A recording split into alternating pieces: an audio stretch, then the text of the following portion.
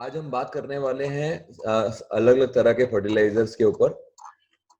आपको आप बीच में हो सके तो अभी बोलना मत। आपको जो भी सवाल खड़ा हो तो उसको चैट बॉक्स में लिख देना। छोटा सा इंट्रोडक्शन मेरे बारे में। मेरा नाम समीर अलावादी है। मैंने पढ़ाई करी है केमिकल इंजीनियरिंग बी केमिकल और उसके बाद पोस्ट ग्रेजुएशन डिप्लोमा किया है इक्विवेलेंट टू एमबीए। 21 ईयर से मैं ये लाइन में एग्रीकल्चर लाइन में काम कर रहा हूँ as a technical director of Utkrisht Agrochem private limited. अपने एज ए काम कर रहा था एज ए कंसल्टेंट, जिसमें मेरा मेजर काम मैंने किया है बनाना, पपैया, मैंगो, दाड़म, गन्ना, चीकू, जामफल, अमरूद और सब्जियों में। हमारी कंपनी काफी सारे रेंज ऑफ एग्रीकल्चर प्रोडक्ट्स बनाती है, जिसके अंदर ज्यादातर प्रोडक्ट्स हमारे फर्टिलाइजर बेस्ड रहते हैं, पीजीआर बेस्ड रहते हैं, बायोलॉजिकल रहते हैं। हम कोई भी पॉइजन आधारित प्रोडक्ट कंपनी में नहीं बनाते हैं।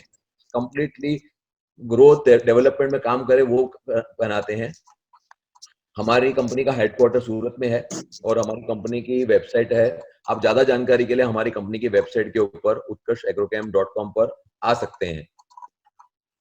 जिसको वॉइस नहीं आ रही है वो अपना ऑडियो चालू करे, बाकी सबको वॉइस आ रही है इसलिए।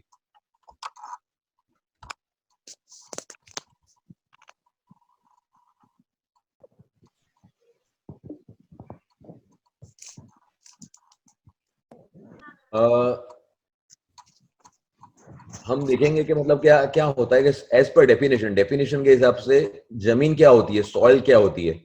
तो सॉइल एक मिक्सचर है ऑर्गेनिक कार्बन का, ऑर्गेनिक मैटर का। काफी सारे उसके अंदर मिनरल्स भी रहते हैं, कुछ गैसेस भी रहती हैं, लिक्विड भी रहते हैं और उसके अंदर सूक्ष्म जीवाणु भी रहते हैं। इन सब का जब हम मिश्रण करते हैं, मिलाते हैं, तो उसको हम सॉइल बोलते हैं।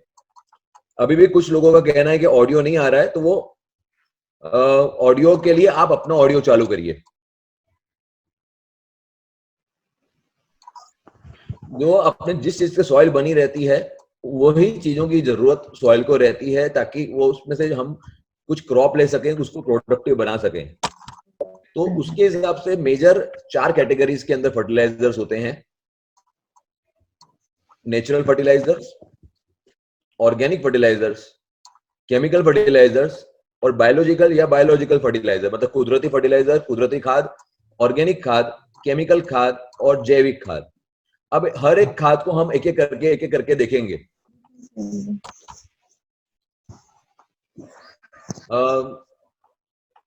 ये जो खाद होती है, खाद के अलग अलग जो तत्व रहते हैं उनको अलग अलग कैटेगरीज में बांटा गया है, उसकी क्वांटिटी की जो जरूरत रहती है उसके हिसाब से।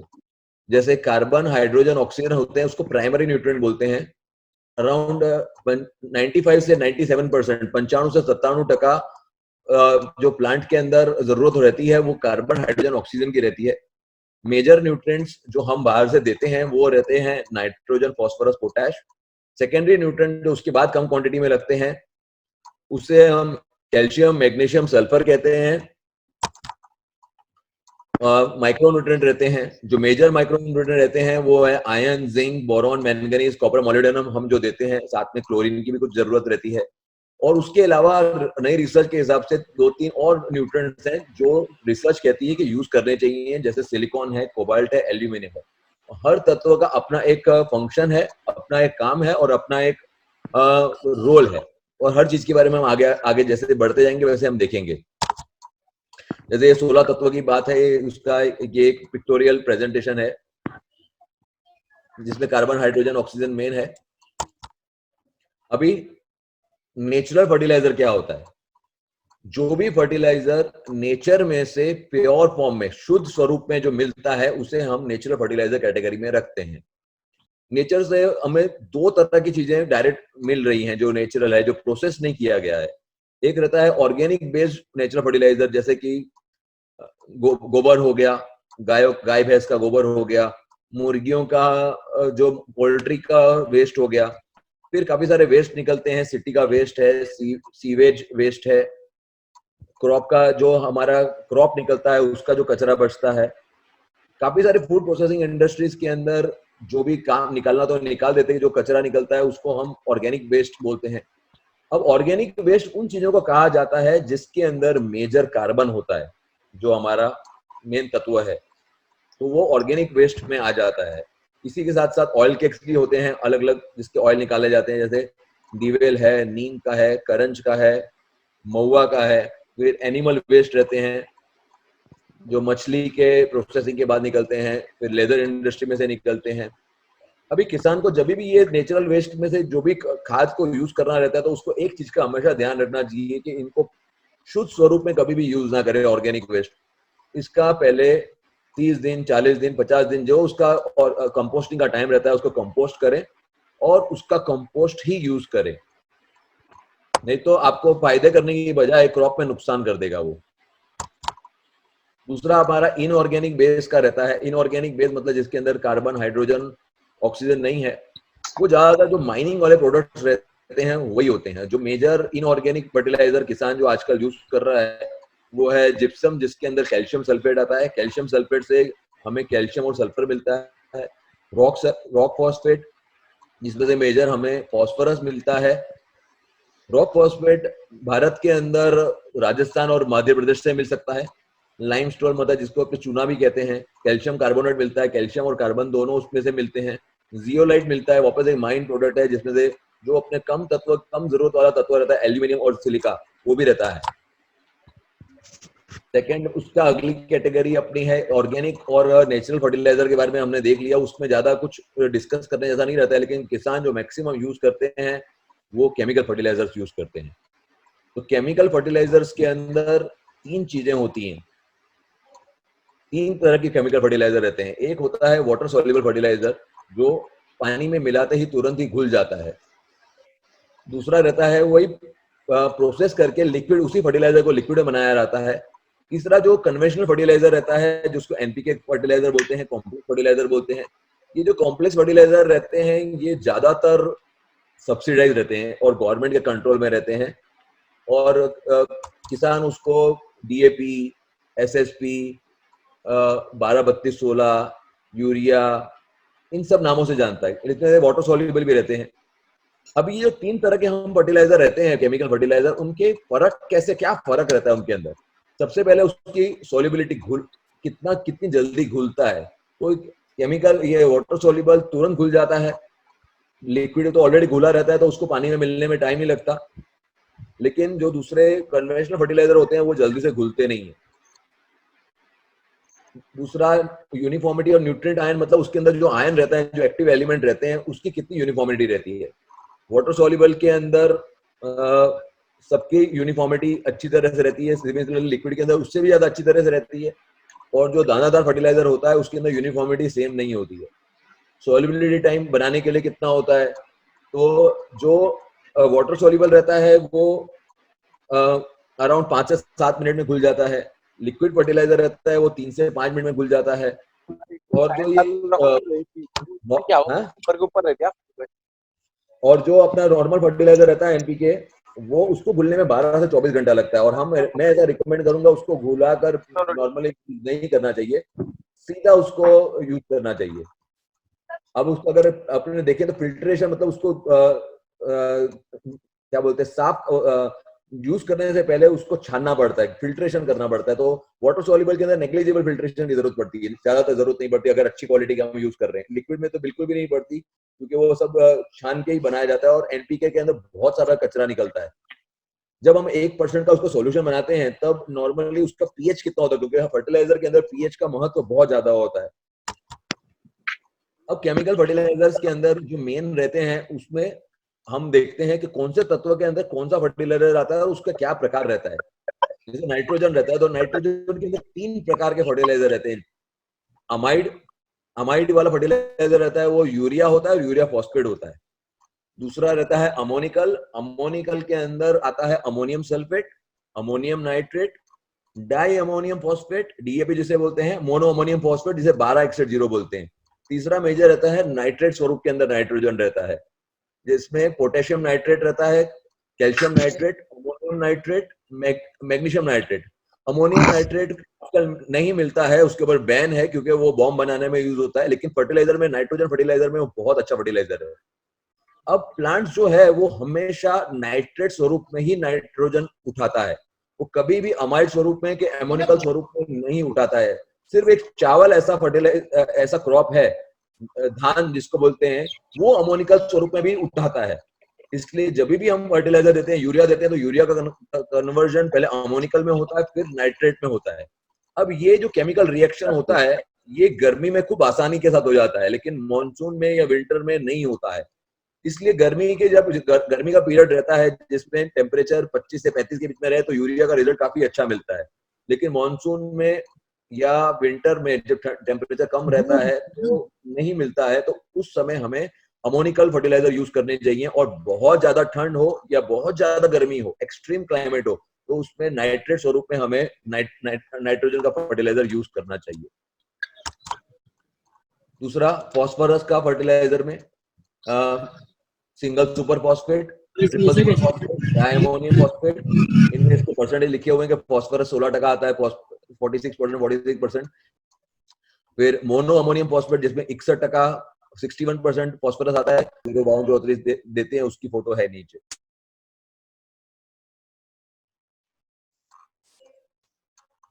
पोटेशियम फर्टिलाइजर मेजर जो किसान यूज करते हैं, म्यूरेट ऑफ पोटाश, जो वापस सब्सिडाइज फर्टिलाइजर है, 50% इसके अंदर भी पोटाश आता है। सल्फेट ऑफ पोटाश, एसओपी, अगर हमारी जमीन का पीएच बहुत ज्यादा हाई है तो हमें म्यूरेट ऑफ पोटाश यूज नहीं करना चाहिए, तो उसके लिए उसकी जगह पर हमेशा हमें सल्फेट ऑफ पोटाश यूज करना चाहिए, नहीं तो जमीन में खाराश का प्रमाण बढ़ जाएगा। सल्फेट ऑफ पोटाश में 50% आता है। पोटेशियम नाइट्रेट, केएन जिसे बोलते हैं 13045 से 45% आता है। मोनो पोटेशियम फॉस्फेट में 34% आता है। अब ये सब प्योर फॉर्म है फर्टिलाइजर के। इन्हीं सभी प्योर फॉर्म के अलग अलग स्वरूप के अंदर यूज करके एनपीके का अलग अलग फॉर्मुलेशन बनता है। जैसे 2 वाटर सॉल्युबल फर्टिलाइजर हैं जो बहुत प्रख्यात, 19-19-19, 13-40-13, ये दोनों वाटर सॉल्युबल हैं, कंप्लीटली वाटर सॉल्युबल हैं। अब इसी के अलावा एनपीके के दूसरे फॉर्मुलेशन भी आते हैं जो बाजार में बहुत चलते हैं, 15-15-15, 20, 10-10, 12-32, 16, 24-24, 0, ऐसे 50 हैं। अलग अलग स्टेट्स के अलग अलग नॉर्म्स के हिसाब से ये ग्रेड्स बनते हैं और उनका उस तरह से यूज होता है, और क्रॉप के हिसाब से, स्टेज के हिसाब से इनका यूज होता है। हम इस सभी चीजों के बारे में इस प्रेजेंटेशन में देखेंगे। सेकेंडरी न्यूट्रिएंट, सबसे इंपॉर्टेंट सेकेंडरी न्यूट्रिएंट सल्फर है। सल्फर बाजार में हमें अलग अलग स्वरूप में बेंटोनेट सल्फर में मिलता है, जो ये फोटो दिख रही है तुअर दाल जैसी, वो बेंटोनेट सल्फर है। फिर लिक्विड लाइम सल्फर होता है, जो कैल्शियम पॉली, टेक्निकल नाम उसका कैल्शियम पॉलीसल्फाइड होता है, जो लिक्विड स्वरूप में होता है। फिर WDG स्वरूप में 90% होता है सल्फर। ज्यादातर कंपनियां ये WDG फॉर्म में बेचती हैं।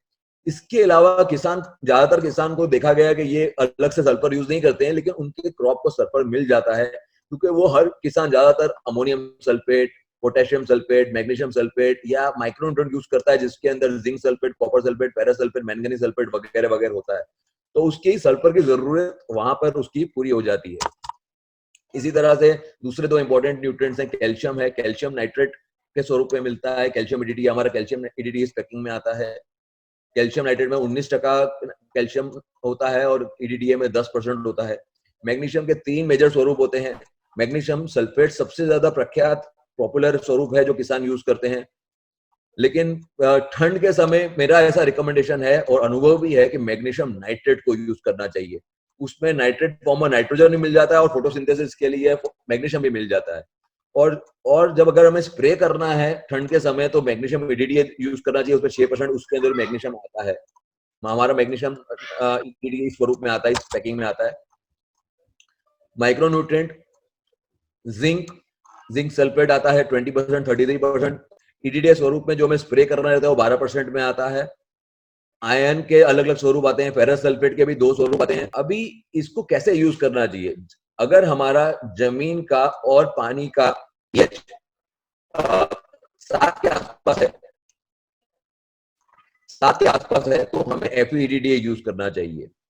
अगर हमारे जमीन का पीएच, जो ज्यादातर अब केस में हो चुका है, 8 से लेके 11 के बीच में है, तो FeEDDA का रिजल्ट नहीं आएगा। तो जमीन में हमें ड्रिप के थ्रू या ड्रेंचिंग के थ्रू FeEDDHA वही यूज करना चाहिए। तो ज्यादातर जो बाजार में अभी यूज हो रहा है वो यूज हो रहा है डाई सोडियम ऑक्टाबोरेट टेट्राहाइड्रेट। तो वो 20% बोरॉन उसके अंदर मिलता है। ये स्प्रे के स्वरूप में, ड्रिप के स्वरूप में हम दे सकते हैं।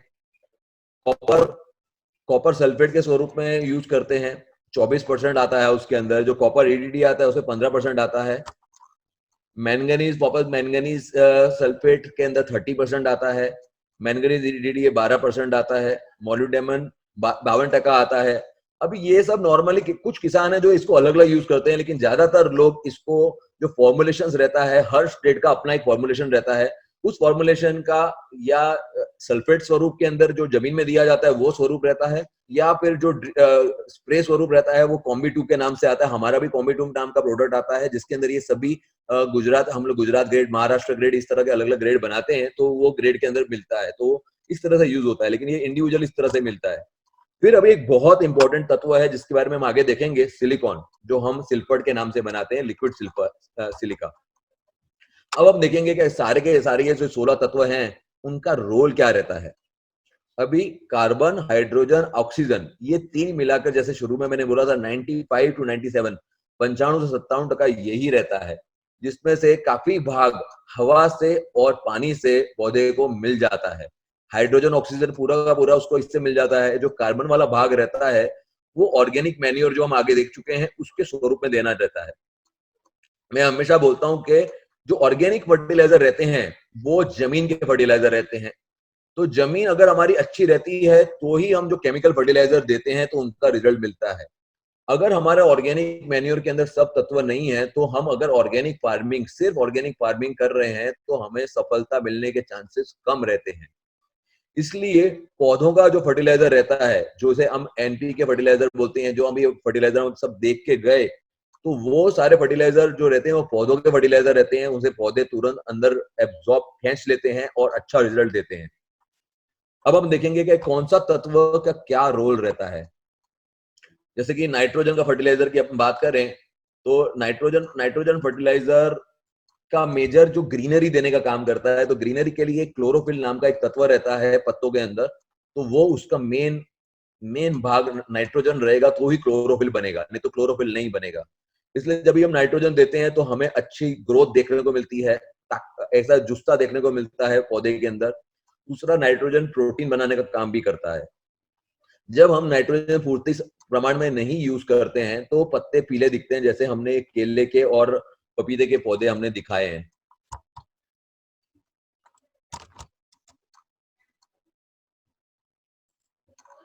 दूसरा सबसे इंपॉर्टेंट जो कोई तत्व अगर हमें उत्पादन के लिए जवाबदार है तो वो है फॉस्फोरस। फॉस्फोरस को कभी भी इग्नोर नहीं करना चाहिए। अगर हमें बहुत अच्छा प्रोडक्शन चाहिए तो हमें अच्छे मात्रा में फॉस्फोरस को यूज करना चाहिए। फॉस्फोरस यूज करने से ग्रोथ बहुत फास्ट होता है। स्टेम फॉर्मेशन, थर्ड बहुत अच्छा बनता है। फ्लावरिंग के लिए यही जवाबदार है, मेजर फ्लावरिंग के लिए। क्या संख्या में फल आएंगे, फ्रूट्स आएंगे, दाने बनेंगे, फॉस्फोरस ही तय करेगा। फॉस्फोरस प्रकाश संश्लेषण, फोटोसिंथेसिस का काम करता है। श्वासोश्वास का काम भी फॉस्फोरस करता है। जो पौधे के अंदर जो एनर्जी होती है उसको स्टोर करने का काम भी वही करता है, और कुछ मात्रा में सेल डिवीजन का काम, मतलब पौधे को बड़े करने का काम भी करता है। वो सेल डिवीजन होता है तो ही उसका स्टेम फॉर्मेशन होता है। जब भी फॉस्फोरस की कमी रहती है तो नॉर्मली हमें गुलाबी तरह का कलर होता है, तरह का कलर होता है, वो दिखता है पत्तों पे। जैसे हमने केले के और आम के पौधों में दिखाया है, पर्पल कलर का दिख रहा है हमें, और ये कपास का है, पर्पल कलर का रहता है, ग्रोथ नहीं हो पाती है, और अल्टीमेटली उत्पादन, प्रोडक्शन उसके अंदर हमेशा कम ही आता है।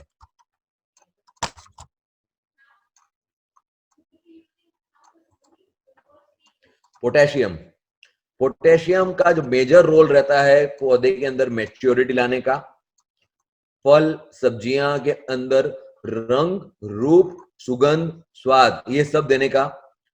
वो थर्ड बनाता है। वो ऐसे एंजाइम्स को एक्टिवेट करता है जो फोटोसिंथेसिस, प्रकाश संश्लेषण की क्रिया करता है।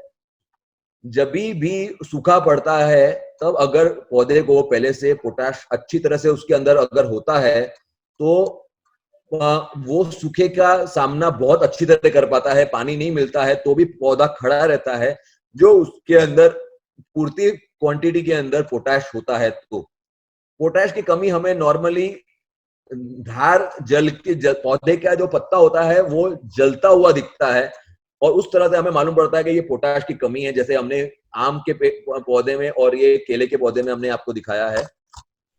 सल्फर बहुत इंपॉर्टेंट तत्व है सेकेंडरी न्यूट्रिएंट के अंदर। अगर हम सल्फर, आज सभी ज्यादातर किसानों की जमीन अल्कलीन हो गई है, तो अगर हम शुरू से ही अल्कलीन जमीन के अंदर सल्फर का यूज करते हैं, तो एनपीके जो हम हर किसान एनपीके देता ही देता है, तो वो एसिडिटी क्रिएट करता है पौधे के आसपास, रूट्स के आसपास। उसकी वजह से एनपीके पौधा अच्छी तरह से ले पाता है। साथ में सल्फर शुगर बनाने का काम करता है, स्टार्च बनाने का काम करता है। काफी सारी जैविक प्रक्रिया पौधे के अंदर चल रही होती है, उसके लिए सल्फर का बहुत बड़ा रोल रहता है। और दूसरा, नाइट्रोजन अच्छी तरह जमीन में फिक्स हो, उसके लिए भी सल्फर का रोल रहता है। अगर पौधे में सल्फर की कमी रहती है तो पूरा का पूरा एक भाग हमें पीला दिखाई देता है, पूरा का पूरा पत्ता पीला जैसा दिखाई देता है। मैग्नीशियम वापस एक खूब मोस्ट इंपॉर्टेंट रोल है नाइट्रोजन के बाद में क्लोरोफिल बनाने का। अगर हमने नाइट्रोजन दे रखा है, फिर भी अगर पौधा अगर पीला पड़ रहा है, तो पौधा अगर पीला पड़ रहा है तो भी क्या बोलते हैं, क्लोरोफिल की कमी हमें दिखाई दे सकती है। तो उसमें अगर नाइट्रोजन की कमी के बाद भी अगर पीलापन है, तो हमें मैग्नीशियम देना ही चाहिए, क्योंकि वो ग्रीन पिगमेंट बनाता है। वो मैग्नीशियम फास्फोरस को लेने में बहुत बड़ा मदद करता है। तो फास्फोरस का मेटाबॉलिज्म, मतलब फास्फोरस का अच्छा सदुपयोग हो, इसके लिए मैग्नीशियम देना चाहिए। हम आगे चल के देखेंगे कौन सा फर्टिलाइजर कौन सा किसके साथ में यूज करना चाहिए, तो उसके अंदर क्लियर कट में बोलूंगा कि मैग्नीशियम के साथ फास्फोरस और फास्फोरस के साथ में मैग्नीशियम हमेशा यूज करना चाहिए। और मिठास लाने का काम भी मैग्नीशियम करता है। जैसे हम देख रहे हैं डेफिशिएंसी के अंदर, कपास के अंदर नॉर्मली पत्ते लाल हो जाते हैं, केले के अंदर बीच का पैच पीला हो जाता है, और पोमोग्रेनेट के अंदर भी बीच का पैच पीला हो जाता है, तो समझ जाने का कि ये मैग्नीशियम की कमी है। मैग्नीशियम की कमी नॉर्मली हमें ठंड के समय और जब बादल होते हैं मानसून के समय, उस समय हमें देखने को मिलती है। फिर कैल्शियम का काम रहता है स्ट्रेंथ देने का। तो कैल्शियम ताकत देने का काम करता है, और वो कोई भी फल का साइज, वेजिटेबल का साइज और फूल का साइज तय करता है। तो कैल्शियम की कमी की वजह से कोई भी फल की, सब्जी की शेल्फ लाइफ, उसकी टिकाऊ अवस्था कम हो जाती है। तो जो किसान अपने फल को दूर भेज रहे हैं, दूसरे स्टेटों में बेचते हैं, उनको कैल्शियम का उपयोग एकदम रेगुलर करना चाहिए। इवन जो लोकल ट्रांसपोर्ट कर रहे हैं उनको भी करना चाहिए, क्योंकि जब सब्जी अच्छी तरह, फ्रूट अच्छी तरह टिकता है, तो उसको अच्छी क्वालिटी मानी जाती है। कैल्शियम का अगर रोल कम रहता है तो वो नरम कर डालता है ट्यूबर को, और उसके बाद में फंगस डेवलप होता है। इसलिए कैल्शियम का हमें माप कर यूज करते रहना चाहिए। कैल्शियम की कमी नीचे दिखाया गया उन पत्तों में उस तरह से दिखाई देती है। जिंक का रोल जो रहता है, वो जिंक इंटरनेट लेंथ लाने का काम करता है। दो पत्तों के बीच का जो अंतर रहता है उसको लंबा करने का काम करता है। ये दो अंतर जो रहता है वो क्या बोलते हैं, गन्ने में, केले में, काफी सारे पौधों में जिसकी भी अच्छी हाइट होनी चाहिए, उसके लिए बहुत खूब महत्व का रहता है। इसके साथ साथ काफी सारे जैव रासायनिक प्रक्रियाएं होती हैं अंदर, उसके लिए काम करता है। ग्रीनरी, क्लोरोफिल का भी काम करता है ये। और क्या बोलते हैं, कार्बोहाइड्रेट भी बनाता है। इसकी जब कमी होती है, इसकी कमी हमेशा नए पत्तों में देखने को मिलती है, उसमें पैचेस बन जाते हैं पीले रंग के। तो सब कुछ बराबर रहता है, लेकिन पीलाश आ जाती है बीच के अंदर, उसके अंदर। आयन का काम वापस से क्लोरोफिल बनाने का रहता है। नए पत्ते के अंदर उसकी नसें पूरी की पूरी ग्रीन होती हैं, हरी रहती हैं, लेकिन बाकी का पत्ता पूरा का पूरा पीला हो जाता है। अब जब हम पौधे को देखते हैं तो बोरॉन की कमी और कैल्शियम की कमी नियरली एक जैसे दिखती है। तो पत्ते मुड़े हुए लगते हैं, अच्छे से नहीं लगते हैं। तो जब भी बोरॉन की कमी लगे या कैल्शियम की कमी लगे, तो कैल्शियम की कमी के साथ बोरॉन ले लेना चाहिए और बोरॉन के साथ में कैल्शियम ले लेना चाहिए। तो दोनों का हमें डेफिशिएंसी एक साथ में हम दूर कर सकते हैं। क्योंकि कई बार ये आइडेंटिफाई करना, ये पता करना मुश्किल हो जाता है कि ये कैल्शियम की कमी है या बोरॉन की कमी है। बोरॉन की कमी के अंदर नॉर्मली फल जो रहता है वो फट जाता है। अगर फल कोई भी फट रहा है तो आप समझ लोगे वो बोरॉन की कमी है। इवन स्टेम जब फट रहा है, थर्ड जो फट रहा है, तो भी बोरॉन की कमी से ही फटता है। कॉपर के अंदर जो रहता है वापस से वो अलग अलग जैव प्रक्रिया के अंदर काम करता है। कॉपर अगर हम यूज नहीं करते हैं तो फंगस का डेवलप हो जाता है। जैसे आपने देखा होगा कि जब भी जमीन जन्य कोई भी रोग आता है तो हम कॉपर आधारित फंगिसाइड का यूज करते हैं या बोडो मिश्रण का यूज करते हैं। तो बोरॉन की बजाय उसके अंदर प्याज कॉपर की कमी होने के चांसेस ज्यादा है। मैंगनीज का रोल भी फोटोसिंथेसिस में रहता है। फॉस्फोरस और कैल्शियम दोनों की अवेलेबिलिटी के लिए जवाबदार रहता है। तो मैंगनीज की भी कमी नहीं रहनी चाहिए। एक बहुत ज्यादा महत्व वाला एक तत्व है, क्योंकि सिलिकॉन जो है वो पूरा का पूरा जैसे कैल्शियम का बंधारण बनाते हैं उसी तरह स्ट्रक्चर बनाने का काम करता है। सिलिकॉन आधारित प्रोडक्ट का हमें स्प्रे और ड्रेंचिंग दोनों करना चाहिए, क्योंकि ड्रेंचिंग अगर हम करते हैं तो वो सफेद मूड जिसको बोलते हैं व्हाइट रूट्स वो बनाने में मदद करता है, प्लांट को ग्रोथ देता है। और सबसे महत्व का नाइट्रोजन, फॉस्फोरस, कैल्शियम, मैग्नीशियम का जो अपटेक रहता है, जो उसको उठाना होता है, उसके लिए मदद करता है। सिलिकॉन की अगर कमी रह जाती है तो पौधा ऐसा मरा हुआ जैसा हो जाता है, मतलब सीधा नहीं खड़ा रह पाता है। और हम जैसे गन्ने के अंदर जब कभी हम जाते हैं तो गन्ने के अंदर हम जब गन्ना बड़ा होता जाते हैं तो हमें ऐसा लगता है कि कैसे कोई हमें चाकू की धार से काट रहा है। चाकू की धार से अगर हमें कट रहा है तो हमें समझ जाना चाहिए कि इसके अंदर, इस गन्ने के अंदर हमें क्या बोलते हैं, सिलिकॉन का प्रमाण बहुत अच्छा है। अभी हमने इसको कंपैरिजन किया कि कौन सा तत्व क्या करता है, क्योंकि हम एक एक करके देखते हैं तो याद नहीं रहता कि क्या क्या होता है। जैसे प्रकाश संश्लेषण के लिए हमें आयन, लो, कॉपर, मैंगनीज और मैग्नीशियम जवाबदार हैं। ग्रोथ के लिए जिंक, बोरॉन, मैग्नीशियम जवाबदार हैं। फर्टिलिटी के लिए मतलब नया उगाने के लिए बोरॉन और कॉपर जवाबदार हैं। प्रोटीन सिंथेसिस के लिए, प्रोटीन मतलब कि कोई भी चीज का बंधारण होता है वो प्रोटीन से होता है, तो उसके लिए जिंक, कॉपर, मैंगनीज जवाबदार हैं। नाइट्रोजन को फिक्स करने के लिए नाइट्रोजन बहुत इंपॉर्टेंट तत्व है। अगर अगर आयन की, कॉपर की, मोलिब्डेनम की कमी होगी उस समय आयन नाइट्रोजन का फिक्सिंग बराबर नहीं हो पाएगा। सभी पौधा श्वासोश्वासन की क्रिया अच्छी तरह कर सके, सांस ले सके, उसके लिए आयन और कॉपर का होना खूब जरूरी है। ये लॉ ऑफ मिनिमम एक साइंटिस्ट ने दिया है, तो उनका ऐसा कहना है कि हमारे ये 16 तत्वों वाली हम खेती कर रहे हैं। 16 तत्वों में से हम 13 तत्व, 14 तत्व, 15 तत्व अच्छी तरह से दे रहे हैं। इसलिए हमें हर तत्व का माप के हिसाब से उपयोग करना खूब जरूरी है। अभी यही चार्ट हमने बताता है कि हमें हर तत्व का कितना जरूरी है। सबसे महत्व के तत्व हैं carbon, hydrogen, oxygen, chlorine. Chlorine हमें पानी से मिल जाता है, पोटेश से मिल जाता है। उसके बाद आता है एनपीके, उसके बाद में आता है कैल्शियम, मैग्नीशियम, सल्फर। उसके बाद में आते हैं 6 के 6 माइक्रोन्यूट्रिएंट। उसके बाद में जो बाकी के तत्व आते हैं। ये एक सेल का फोटो दिया है, ये आपको समझ में नहीं आएगा, लेकिन ये एक सेल है, छोटा सा सेल होता है। उसके अंदर ये आपको हमने बताया कि हर तत्व कोई ना कोई काम अंदर कर रहा है। इसलिए हम किसी भी तत्वों को इग्नोर नहीं कर सकते। हम कभी मान नहीं सकते कि ये तत्व महत्व का है, मैं यही दूंगा, ये तत्व महत्व का नहीं है, ये मैं नहीं दूंगा। इसलिए हर तत्व का कोई ना कोई महत्व है, इसलिए हम उसको रिकमेंड करते हैं। अब सवाल ये आता है कि हमें कौन सा तत्व साथ में, कौन सा फर्टिलाइजर साथ में यूज करना चाहिए और कौन सा साथ में नहीं यूज करना चाहिए। जब भी हम नाइट्रोजन यूज कर रहे हैं उसके साथ में हम मैग्नीशियम यूज करेंगे तो बहुत अच्छा रिजल्ट आएगा। मैग्नीशियम के साथ में हमेशा फास्फोरस यूज करना चाहिए, फास्फोरस के साथ हमेशा मैग्नीशियम यूज करेंगे, दोनों का रिजल्ट बहुत अच्छा आएगा।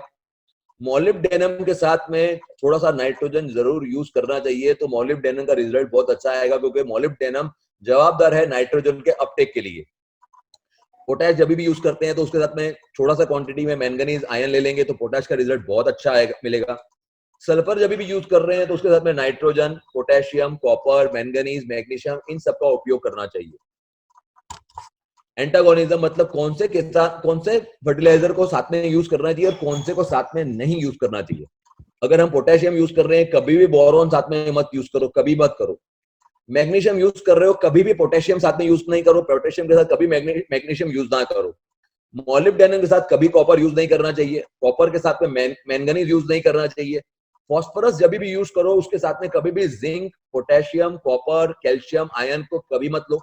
जिंक के साथ आयन नहीं चलता है, बोरॉन के साथ पोटेशियम नहीं चलता है, आयन के साथ में कभी भी फॉस्फोरस नहीं चलता है, नाइट्रोजन के साथ में पोटेशियम, कॉपर, बोरॉन नहीं चलते हैं, और कैल्शियम के साथ में समझ लोगे कुछ नहीं चलता है। जब भी आप कैल्शियम नाइट्रेट दे रहे हो तो हमेशा कैल्शियम नाइट्रेट को अकेला दो। अब कौन से फर्टिलाइजर साथ में यूज करने चाहिए, कौन से नहीं करने चाहिए, हम सबके नाम भी देख चुके हैं। तो हमें वो फर्टिलाइजर साथ में यूज करने चाहिए जिसका दूसरा तीसरा नाम सेम होता है। जैसे हमारे मेजर 3-4 कैटेगरी में होते हैं जिसमें हम 3 कैटेगरी के फर्टिलाइजर ज्यादा यूज करते हैं। जैसे फॉस्फेटिक में मोनो अमोनियम फॉस्फेट 1261 है, एमकेबी 05234 है, डीएपी है। ये सब फर्टिलाइजर फॉस्फेट फैमिली के हैं क्योंकि लास्ट नाम उसका फॉस्फेट आता है। एक एक्सेप्शन है, ये सब हो गया पीछे वाले नाम के हिसाब से। कुछ चीजों के पीछे वाले नाम थोड़े से अलग भी होते हैं, जैसे बोला जाता है मैंने ईडीटी, पीछे वाला नाम हो गया ईडीटी है। अब ईडीटी किसी के भी रिएक्शन में नहीं आता है, लेकिन अभी कभी हमें दिखता है कि हमें सारे फर्टिलाइजर की कमी दिख रही है, तो हमें फॉस्फेट वाला जो फर्टिलाइजर रहता है, फॉस्फेट वाले फर्टिलाइजर के साथ में हम ईडीटी स्वरूप के अंदर 6 के 6 माइक्रोन्यूट्रिएंट भी यूज करते हैं, कैल्शियम ईडीटी भी यूज कर सकते हैं। अब कैल्शियम नाइट्रेट हम यूज कर रहे हैं तो उसके साथ में हम चिलेटेड स्वरूप के अंदर माइक्रोन्यूट्रिएंट भी हम यूज कर सकते हैं।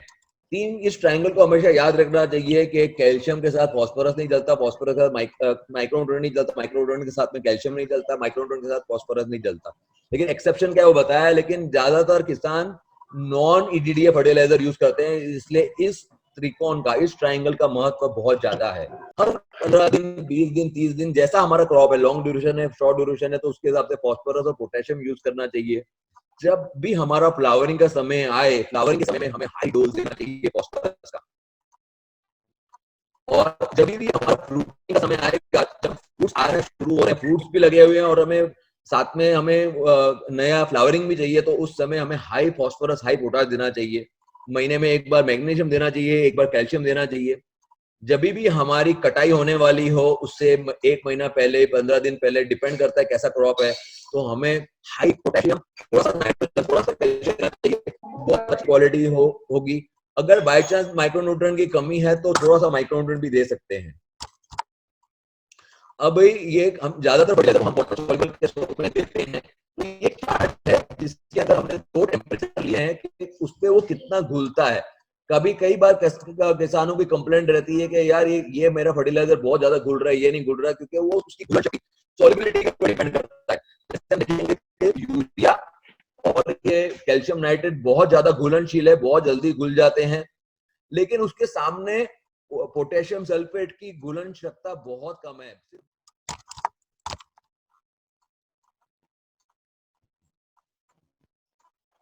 अब हम देखते हैं कि पीएच का रोल बहुत बड़ा रहता है फर्टिलाइजर के अंदर। तो जमीन का पीएच जब भी जनरल बात करें तो 6.5 से 7.5 के बीच में होता है।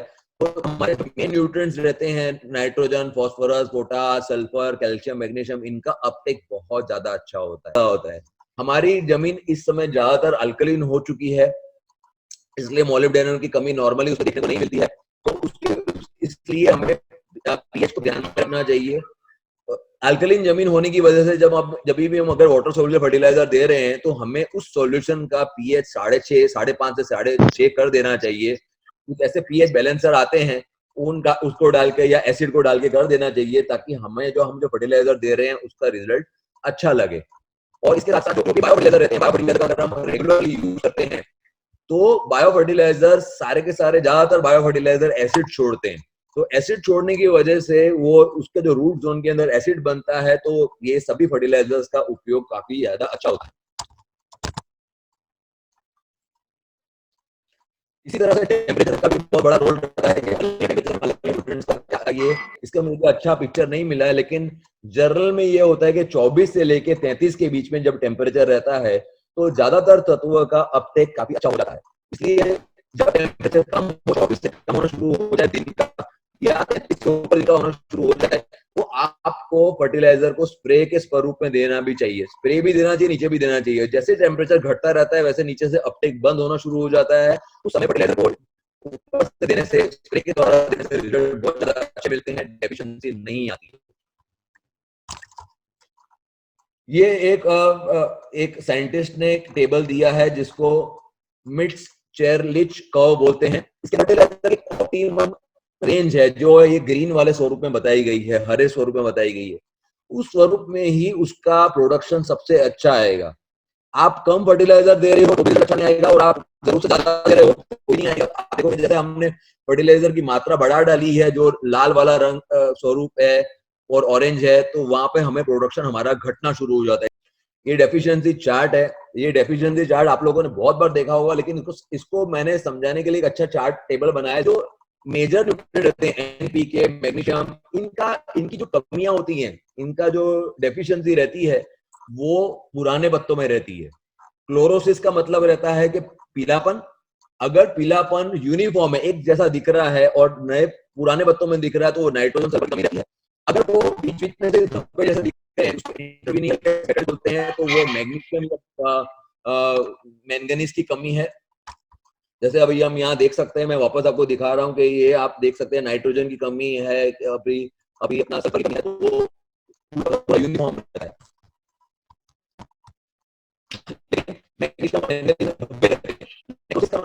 सूख जाना, जो मार्जिन अगर सूख रहा है तो वो पोटाश का कमी है, और अगर मार्जिन अगर दूसरे साइड का भाग सूख रहा है तो मैग्नीशियम और मैंगनीज की कमी है। इसी तरह से नए पत्तों के अंदर पीलापन दिख रहा है हमें, और वो एक जैसा दिख रहा है नए पत्तों के अंदर, तो आयरन की या सल्फर की कमी है। और उसी तरह से पीलापन पूरा का पूरा दिख रहा है, नए पत्तों में दिख रहा है, तो जिंक और मैंगनीज की कमी है। और अगर पत्ते सूख रहे हैं या जलने जैसे हो रहे हैं, तो वो कैल्शियम की, बोरॉन की और कॉपर की कमी। आप चार्ट को ध्यान से देखिए, ये इस तरह से याद रखना आपको आसान हो जाता है कि ये कौन सी तरह की कमी है, तो वो चार्ट से बहुत आसान हो जाता है। बाकी ये तो हमने कई बार देखा है, ये जाला चार्ट। यहाँ पर ये केमिकल फर्टिलाइजर या इसके बारे में मेरा जो है वो पूरा क्या कह रहते हैं। बायो फर्टिलाइजर के अंदर नाइट्रोजन फिक्सिंग बैक्टीरिया रहते हैं, जो अलग अलग कैटेगरी में रहते हैं। एजोटोबैक्टर रहता है, वो वेजिटेबल फ्रूट्स के अंदर यूज करना चाहिए। एसिडोबैक्टर मेजर शुगर के अंदर यूज किया जाता है। राइजोबियम जो होता है वो पल्सिस के अंदर, कठोर पाक जो बोलते हैं, या डायकोटोमस जो क्रॉप्स होते हैं उसमें यूज करना चाहिए। एजोथिलियम धान के क्रॉप में यूज करना चाहिए। ये सब प्रोडक्ट बनाते हैं हमारी ब्रांड है। इसी तरह से बायो फर्टिलाइजर के अंदर पीएसबी रहता है, पोटाश का रहता है, सल्फर का रहता है, जिंक का रहता है, ये सब हमारे हैं।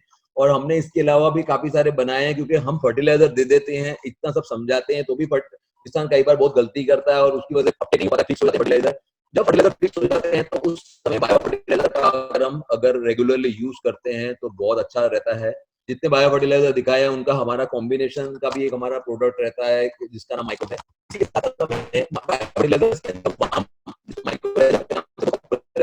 ये यूज किया जाता है। वाम क्या रहता है, हर कंपनी का डोज अलग अलग रहता है, बहुत सारी कंपनियां बनाती हैं ऐसे। डोज अलग अलग रहने का मतलब ये है कि एक्चुअली वाम का एक डोज है कि 3 से 4 लाख आईपी एक एकड़ में जाना चाहिए। ज्यादातर कंपनियां जो 4 किलो का रिकमेंड करती हैं, 3 किलो रिकमेंड करती हैं, उनका 100 आईपी वाला ग्रेड रहता है, तो वो 3 से 4 किलो यूज करना रहता है। और ये हमारे 3 ग्रेड है, 300 आईपी का, 100 आईपी का, 5000 आईपी का, इसलिए उसके हिसाब से उसके डोजेस हैं। इसके अलावा हम लोग सभी तरह के वाटर सॉल्युबल फर्टिलाइजर वो सब बनाते हैं। हमारे प्रोडक्ट की डिटेल ज्यादा हमारी वेबसाइट पे मिल जाएगी। हमारी प्रोडक्ट्स हमारे डीलर्स नेटवर्क के थ्रू, हमारी वेबसाइट के थ्रू, अमेजन के थ्रू मिलते हैं।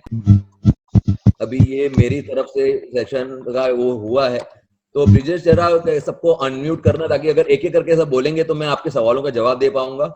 या आप ये हमारे चैट बॉक्स के अंदर भी लिख सकते हैं, इस समय सबको हम अनम्यूट कर सकते हैं। हिमांशु जी ने पूछा है कि हमें हाइड्रोपोनिक्स, इंडोर हाइड्रोपोनिक्स के लिए कौन से फर्टिलाइजर यूज करने चाहिए। तो ये सारे जो वाटर सॉल्युबल फर्टिलाइजर दिखाए गए हैं, जितने भी आपको दिखाए थे, potassium nitrate, calcium nitrate, magnesium sulphate, ये सभी के सभी फर्टिलाइजर्स हम हाइड्रोपोनिक्स के अंदर इसका इस्तेमाल करते हैं। प्लस सारे माइक्रोन्यूट्रिएंट्स का भी करते हैं। माइक्रोन्यूट्रिएंट्स का ज्यादातर हाइड्रोपोनिक्स के अंदर इस्तेमाल ईडीडी स्वरूप में होता है, क्योंकि वो प्लांट्स काफी सारे डेलिकेट होते हैं।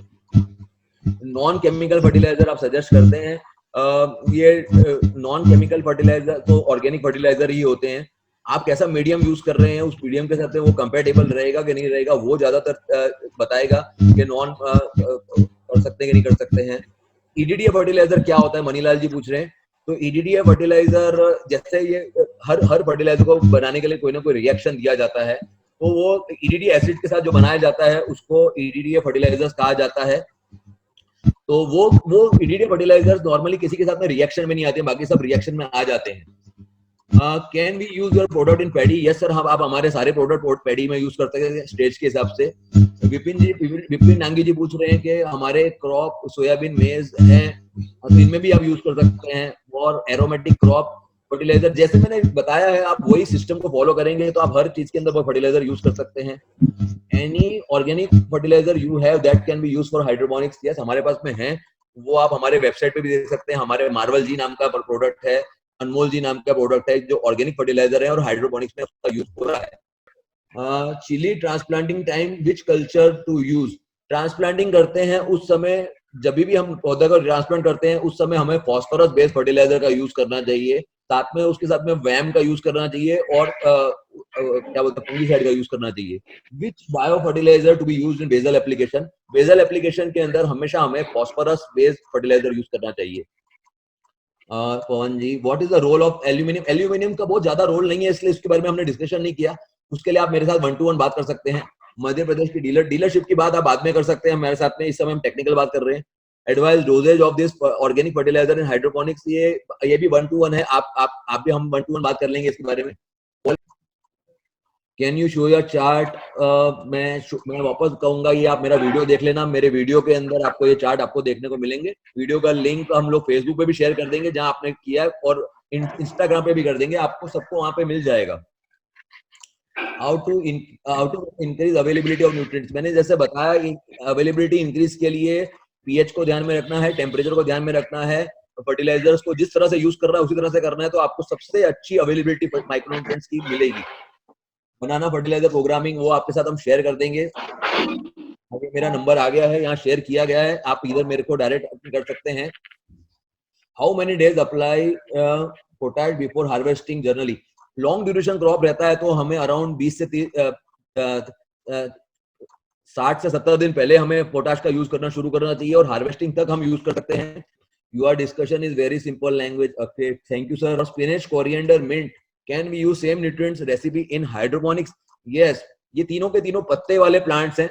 पत्ते वाले प्लांट्स के अंदर नाइट्रोजन की जरूरत बहुत ज्यादा रहती है, तो आप इसमें नाइट्रोजन का सबसे ज्यादा यूज करिए, माइक्रोन्यूट्रिएंट का यूज करिए. पोटाश का उपयोग बहुत कम करना पड़ता है, बहुत कम. फॉस्फोरस भी इसमें बहुत कम लगता है, तो नाइट्रोजन का अगर आप चंद्र जी अच्छी तरह यूज करेंगे तो हाइड्रोपोनिक्स के अंदर आपको बहुत अच्छा रिजल्ट मिलेगा. सर, डीकम्पोजर है हमारे पास में. कंपोस्टर नाम का प्रोडक्ट है जो डीकम्पोजर जैसा ही है. गंगाधर रेड्डी पूछे, do you have mechanism to test pH of the soil? Yes, हम पीएच का सॉइल बहुत आसानी के साथ हम माप सकते हैं. आप जो आरओ पानी एक्चुअली तो डीएम वाटर लेना चाहिए, डीमिनरलाइज वाटर लेना चाहिए. मतलब कि ऐसा पानी जिसका टीडीएस नियरली 0 हो. अभी आजकल जो बाजार में आरओ अपना जो मिनरल वाटर मिलता है, पीने वाला पानी मिलता है, उसका भी टीडीएस बहुत कम है, तो हम वो पानी को ले सकते हैं. उस पानी के अंदर जितना हमने पानी लिया है उतनी हमें मिट्टी लेनी है. मिट्टी को अच्छी तरह उसके अंदर घोल लेना चाहिए, और एक पीएच मीटर से हमें माप लेना चाहिए. उसके अंदर डालेंगे तो जो पीएच आएगा वो पीएच मिट्टी का ही पीएच रहेगा, तो आप इसलिए आसानी से पीएच मिट्टी का माप सकते हैं. वर्मी कंपोस्ट के अलावा गोबर को कैसे अच्छे से डिकम्पोज कर सकते हैं? वर्मी कंपोस्ट बहुत कॉम्प्लिकेट, मतलब मुश्किल प्रोसेस रहता है, क्योंकि वर्म्स को गर्मियों में मेंटेन करना बहुत मुश्किल रहता है. तो आप हमारा जो कंपोस्टर नाम का प्रोडक्ट है उसका उपयोग करके 45 दिन के अंदर उस गोबर का कंपोस्ट बन जाएगा. है यहाँ पर आपको हमारी वेबसाइट का नाम, मेरा नंबर सब देखने को मिलेगा, आप नोट कर सकते हैं. हमारी वेबसाइट का नाम है utkarsh.agrochem.com. मेरा मोबाइल नंबर लिखा हुआ है, मेरा ईमेल आईडी लिखा हुआ है. हमारे सारे प्रोडक्ट हमारी वेबसाइट पे भी देखने को मिलेंगे. Amazon to digest all fertiliser like we know that nitrogen digestion takes lots of energy. इसके लिए साहिल जी आप रेगुलरली बायो फर्टिलाइजर का यूज करिए, ऑर्गेनिक फर्टिलाइजर का यूज करिए, तो आपको अच्छा से अच्छा रिजल्ट आपको सारे फर्टिलाइजर का मिलेगा. साथ में जितना बैलेंस मेंटेन करेंगे उतना आपका सब कुछ अच्छा चलेगा. Can I spray cow dung? कभी भी स्प्रे नहीं करना चाहिए काउ डंग. जब तक उसका प्रोसेस नहीं करते हैं तब तक कुछ भी नहीं करना चाहिए हमें. तो आप उसका वर्मी वॉश बना के स्प्रे कर सकते हैं काउ डंग का, या फिर कंपोस्ट के बाद में जो लिक्विड निकलता है उसका यूज कर सकते हैं. काउ डंग का स्प्रे नहीं कर सकते. Very useful information, great job sir. Thank you sir. Thank you Pawan ji. Gangadhar Reddy, can you supply your products to the retailers? Yes, हम रिटेलर्स को सप्लाई करते हैं, हम डीलरशिप देते हैं हमारे डीलर्स को, तो वो उसके लिए आप अलग से बात कर सकते हैं. Cow urine can be spread, हाँ काउ यूरिन का स्प्रे कर सकते हैं। काउ यूरिन का स्प्रे के अंदर 3 से 5 से 6 ml यूज करना चाहिए, गर्मी में यूज नहीं करना चाहिए। डीलर अवेलेबल इन साबरकांठा, उसके लिए आप हमें डायरेक्ट कांटेक्ट करना, आपको बता देंगे हमारे कौन डीलर हैं। जिसको भी डीलर के बारे में जानना हो वो हमें डायरेक्ट पूछ ले। अभी ये हमारा टेक्निकल सेशन है, इसलिए डीलर के बारे में हम बाद में कर लेंगे। अभी भी अगर आपके कोई टेक्निकल सवाल हैं तो आप पूछते जाइए, उसका मैं जवाब देने के लिए बैठा हूं। क्योंकि अभी 5 मिनट में हम ये सेशन पूरा करेंगे, और अगर हम ओनली बायो फर्टिलाइजर यूज करेंगे डायरेक्ट केमिकल तो छोड़कर नहीं आएगा। जितने भी बायो फर्टिलाइजर रहते हैं वो रिलीज करने का काम करते हैं। आपको सबका बैलेंस यूज करना पड़ेगा। आपको natural fertilisers, organic fertilisers, chemical fertilisers और बायो फर्टिलाइजर सबको बैलेंस में यूज करना पड़ेगा। अगर आप बैलेंस में यूज नहीं करेंगे तो आपको रिजल्ट नहीं मिलेंगे। Which time best for cow urine to apply? Early morning use करिए या शाम को 6 बजे के बाद यूज करिए। ग्राम क्रॉप मोस्टली यूज फर्टिलाइजर। ग्राम क्रॉप के अंदर शुरू में थोड़ा सा फॉस्फोरस यूज करिए और थोड़ा सा उसके अंदर बाद में नाइट्रोजन यूज करिए। उसमें बहुत बहुत कम प्रोडक्शन वाला रहता है, इसलिए बहुत कम मात्रा में फर्टिलाइजर यूज करना होता है। तो जैसे मैंने जो शेड्यूल बताया था, शुरू में फॉस्फोरस यूज करना है, ऑर्गेनिक यूज करना है, बाद में नाइट्रोजन करना है, तो वो आप उस तरह से कर लेंगे। ग्राम के अंदर अगर आप क्या बोलते हैं मैग्नीशियम कैल्शियम की ज्यादा यूज नहीं पड़ेगी। Sir best time for spraying fertiliser, it is recommended, अभी आप टेम्परेचर इस समय बहुत ऊंचा चल रहा है, it is recommended that use it before 9 AM और after 6 PM। Instead of time आप टेम्परेचर के ऊपर महत्व दीजिए। सर्दियों में टेम्परेचर जब कम रहता है तो आप पूरे दिन भी यूज कर सकते हैं, लेकिन इस समय ये रहता है टेम्परेचर 28 के आसपास होना चाहिए जब आप करें, तो या उससे कम होगा तो चलेगा। काउ यूरिन के बारे में पूछ रहे हैं, मैंने आपको वापस बोल रहा हूँ कि आप टेम्परेचर के ऊपर महत्व करिए, क्योंकि हर एरिया का कूल सीजन, हॉट सीजन अलग अलग रहता है। कुछ में बहुत ज्यादा टेम्परेचर रहता है, कुछ में कम रहता है, तो आप टेम्परेचर के ऊपर ध्यान रखिए। 28 डिग्री को याद रखिए, वो 28 डिग्री पे आपको नुकसान नहीं होगा। जब भी वो टेम्परेचर हो उस समय आप उसको यूज करिए।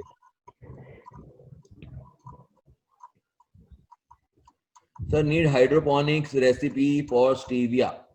सर आपने स्टीविया पे काम नहीं किया है, लेकिन स्टीविया सिर्फ लीव्स वाला है। जो शेड्यूल आप मिंट के लिए यूज कर रहे हैं या आप धनिए के लिए यूज कर रहे हैं, वही शेड्यूल, सिमिलर शेड्यूल आप स्टीविया में यूज कर लेंगे तो हो जाएगा। आपको जब कोई तकलीफ पड़ती है, कोई डेफिशिएंसी आती है, तो आप फोटो खींच के हमें भेज सकते हैं। फोटो खींच के भेजेंगे तो हमें जो समझ में आ रहा है उसके हिसाब से हम आपको रिकमेंड कर सकेंगे। हाइड्रोपोनिक्स के लिए आप हमें कांटेक्ट कर सकते हैं। Role of humic acid, fulvic acid, amino acid, बहुत बड़ा रोल है। ये पीजीआर रेंज के प्रोडक्ट बोलते हैं। मेरा फर्टिलाइजर पे था, इसलिए मैंने पीजीआर के ऊपर कोई भी बात नहीं किया। सैयद अली जी, आप मुझसे इंडिविजुअल बात कर सकते हैं। हमारे पास ये पूरी रेंज के प्रोडक्ट भी हैं, जिसके अंदर हमने ह्यूमिक, फुल्विक, एमिनो, सब सीवीड आधारित प्रोडक्ट भी हमारे इंडिविजुअल भी हैं और हैं, तो आप हमसे पूछ सकते हैं। मनीलाल जी, हमें सारे क्रॉप का फर्टिलाइजर शेड्यूल चाहिए। हम ऐसा करेंगे कि एक एक करके सारे के सारे शेड्यूल हम अपने फेसबुक पेज पर रख देंगे, आप हमारे फेसबुक पेज से ले सकेंगे वो। या कोई ये अगर इंस्टाग्राम में भी किसी तरह से रखा जा सकता है तो इंस्टाग्राम पे भी रख देंगे, क्योंकि काफी लोग इंस्टाग्राम के थ्रू आए हैं, काफी लोग फेसबुक के थ्रू आए हैं, तो आप वहाँ पे आपको हमारे जो बनाए हुए शेड्यूल है वो मिल जाएंगे, तो आप वहाँ पे उसको देख सकेंगे। मेरे ख्याल से अभी हमारा टाइम जो था उसके हिसाब से वो पूरा हो रहा है। आपको अभी भी कोई hello hello hello sir. Yes sir. हाँ सर, अब पोमोग्रेनेट में व्हाइटनेस नहीं जा रहा है, इसके लिए क्या करें? येलोनेस, व्हाइट ग्रब्स नहीं व्हाइटनेस, येलोनेस पूरा येलोनेस के मैंने आपको बहुत सारे रीजन बताए हैं, जो उसको हम क्लोरोसिस बोलते हैं। आप येलोनेस के लिए आपना मेरे मोबाइल पर अपने पोमोग्रेनेट का फोटोग्राफ भेजना, उसको देख के मालूम पड़ पाएगा कि वो नाइट्रोजन की, और साथ में आपने लास्ट 1 महीने में क्या फर्टिलाइजर दिया है वो भी आपको शेयर करना पड़ेगा। उसके बाद ही हम रिकमेंड कर सकते हैं कि क्या करना चाहिए और क्या नहीं करना चाहिए। ओके, तो आप अपना शेड्यूल, आपने क्या यूज किया वो और उसके फोटोग्राफ मेरे को डायरेक्ट शेयर कर सकते हैं। Okay sir. ब्रिजेश, सबको अनम्यूट कर दे, किसी को पूछना तो वो पूछ सकेगा सवाल।